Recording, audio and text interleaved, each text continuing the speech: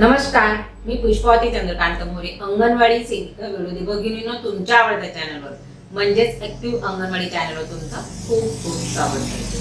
सेविका ताईंनो, आपल्याला कळलेलं असेल, आपण थंबनेल बघितला असेल, आपल्याला लक्षात आलं असेल की आजचा व्हिडिओ नेमका कशा संदर्भात आहे। आपल्या सगळ्यांना माहिती आहे की सध्या अंगणवाडी सेविका या कामावर आहेत आणि मदतनीस यांना सुट्टी आहे, काहींनी ऍडजस्टमेंट केलेली आहे। महत्त्वाचा विषय असा आहे की आज जर आपण विचार केला तर 7 मे म्हणजे 7 मे येऊन गेली, अजून आपलं एप्रिलचं मानधन नाही आणि त्यातल्या त्यात केंद्राचं मार्चचं मानधन नाही। खूप साऱ्या अशा गोष्टी आहेत की अंगणवाडी कर्मचाऱ्यांना काम करत असताना, कारण की आपण काम जीव ओतून करत आहोत, मन लावून करत आहोत। मला खूप साऱ्या ताईंच्या कमेंट आल्या, खूप साऱ्या ताई विचारतायत की ताई मानधन कधी येणार। तर बघा ताईंनो, हा प्रश्न माझ्यासाठी देखील अनुत्तरित आहे किंवा ह्या प्रश्नाचं उत्तर माझ्याकडे देखील क्लिअर कट नाही, पण एक गोष्ट मांडावी तुमच्या समोर मनापासून वाटलं म्हणून मी आजच्या व्हिडिओच्या माध्यमातून तुमच्या समोर आले। आपल्या सगळ्यांना माहिती आहे की 2014 पासून आपल्या देशाचं जे नेतृत्व आहे, जे सगळ्यात महत्त्वाचं पद आहे, माननीय मोदी साहेब आपल्या देशाच्या सत्तेवर आले आणि आपल्या देशाची खूप सारी अशी प्रगती करण्याचा प्रयत्न त्यांनी केला। चांगली गोष्ट आहे, आनंद आहे। त्यांनी वेगवेगळ्या देशांमध्ये जाऊन देखील आपल्या देशाला म्हणजे असं स्थान दिलेलं आहे की आज जर आपण परिस्थिती पाहिली की इस्रायल आणि इराकचं जे युद्ध सुरू आहे, तर त्या कालावधीमध्ये सगळ्या देशांमध्ये एवढी खळबळ माजलेली आहे आणि अशा परिस्थितीमध्ये आपण आपल्या देशामध्ये अगदी आनंदाने आहोत। कुठल्याही प्रकारची आपल्याला उणीव नाही। आपण लग्न सोहळे असतील, आपले उत्सव असतील, सणवार असतील, आपले राष्ट्रीय सण असतील, म्हणजे आपण सगळ्या गोष्टी प्रॉपर वेने अगदी आनंदात, म्हणजे बाहेर जगात काय सुरू आहे आणि आपण अगदी सुरक्षित आहोत, आपण सेफ आहोत, आपल्याला कुठल्याही प्रकारची झळ नाही। म्हणून मोदी साहेबांचं खरोखर आपण त्यांचे आभार मानायला पाहिजे। त्यांच्याच या आंतरराष्ट्रीय स्तरावर त्यांच्या बैठका, त्यांचं जाणं, त्याच्यामुळे हे सगळं शक्य आहे। खूप गोष्टी अशा केल्या साहेबांनी की आपल्याला खरोखर त्यांचं कौतुक करावंसं वाटतं आणि आपण त्या देशात, अशा देशामध्ये आपण राहतो, ही आपल्यासाठी खूप मोठी अभिमानाची गोष्ट आहे।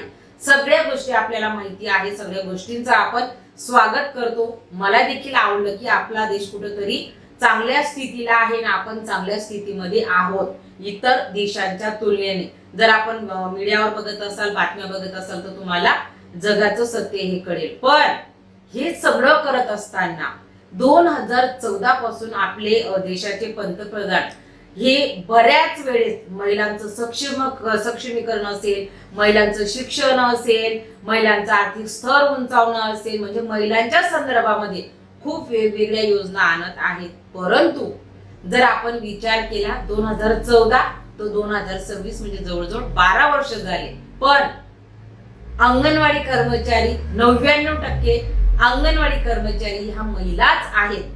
अंगणवाडी कर्मचारी म्हणजे सुपरवायझर देखील आपल्यामध्ये महिलाच आहेत। फक्त प्रकल्प अधिकारी म्हणा 1-2 तिथे देखील बहुतेक महिलांचं प्रमाण आहे। म्हणून मी म्हटली की हे जे आपले एकात्मिक बालविकास सेवा योजना आहे, जी महिला आणि बाल कल्याण जी योजना आहे, ते याच्यामध्ये 99% कर्मचारी हे महिला आहेत। आणि मग जर तुम्ही देशाचा विकास करत आहात, तुम्ही देशातील महिलांना राजकारणामध्ये देखील 30% त्या महिलांना आरक्षण मिळावं, म्हणजे महिलांना त्या प्रवाहात न्यावं, त्याच्यासाठी देखील तुम्ही पार्लमेंटमध्ये तुमचं विधेयक ठेवलं। खूप अशा गोष्टी करत आहात, महिला सक्षमीकरण सारख्या मोठमोठ्या योजना राबवत आहात। आपण बऱ्याचदा म्हणत असतो की महिलांच्या सक्षमीकरणाशिवाय पर्याय नाही, म्हणून आपल्या देशामध्ये खूप साऱ्या गोष्टी ह्या राबवल्या जातात। मग त्याच घटकामध्ये आपण देखील येतो। हे बहुतेक आपल्या देशातील जे महत्त्वाचं पद आहे, जे महत्त्वाचं नेतृत्व आहे, त्यांचं ही गोष्ट कशी लक्षात येत नाही का? अंगणवाडी कर्मचाऱ्यांना प्रत्येक वेळी दुर्लक्षित केलं जातं। अहो, जे काम करतो तो कामाचा मोबदला देखील वेळेवर दिला जात नाही। त्यांचं मुळात अशा पद्धतीचं काम करतो ज्या अंगणवाडी केंद्रामध्ये बालकाचा 85% विकास होतो, त्या अंगणवाडी केंद्रातील कर्मचाऱ्यांना काय समाधानकारक ठेवलं जाते, त्यांचं अंगणवाडीचा विचार का साहेबांनी नरेंद्र मोदी साहेबांनी आतापर्यंत केला? खूप खेदाची गोष्ट आहे।